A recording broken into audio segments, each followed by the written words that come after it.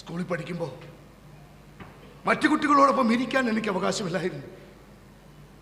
വീട്ടിൽ നിന്നും കൊണ്ടുപോകുന്നൊരു കേറച്ചാക്ക് വിരിച്ച് ഒരു മൂലയിൽ നിലത്തിരിക്കണം.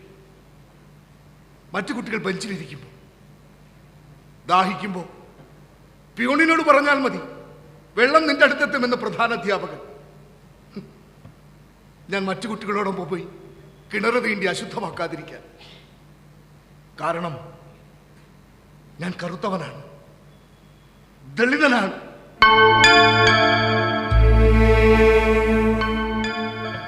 അംബേദ്കർ. എന്നിട്ടും ഞാൻ പഠിച്ചു, ഉന്നത വിജയം നേടി. ബറോഡ രാജാവ് എനിക്ക് സ്കോളർഷിപ്പ് തന്നു.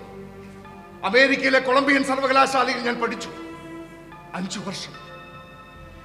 അവിടെ ആരും എന്റെ ജാതിയുടെ പേരിൽ മാറ്റി നിർത്തിയില്ല, ആരും എന്റെ ജാതി ചോദിച്ചതുമില്ല. പക്ഷെ ഇന്ത്യയിൽ ജാതിയുടെ പേരിൽ, നിറത്തിന്റെ പേരിൽ ഞാൻ അവഗണിക്കപ്പെടുന്നു.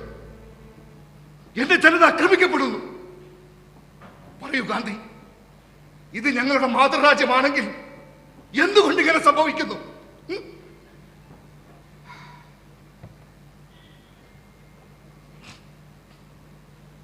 ഞങ്ങൾ മഹാരാജ നിലത്ത് തുപ്പാൻ അവകാശമില്ലായിരുന്നു. കഴുത്തിലൊരു ചിരട്ട കെട്ടി തൂക്കി നടക്കണം, പുറകിലൊരു ചൂര് കെട്ടി ഞാത്തി നടക്കണം.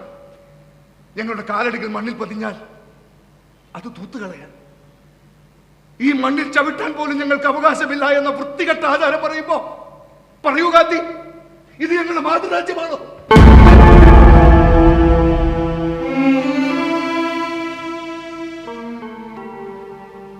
ഞാൻ ബ്രിട്ടനിൽ പഠിച്ചു, അമേരിക്കയിൽ പഠിച്ചു, ഒരുപാട് ബിരുദങ്ങൾ നേടി.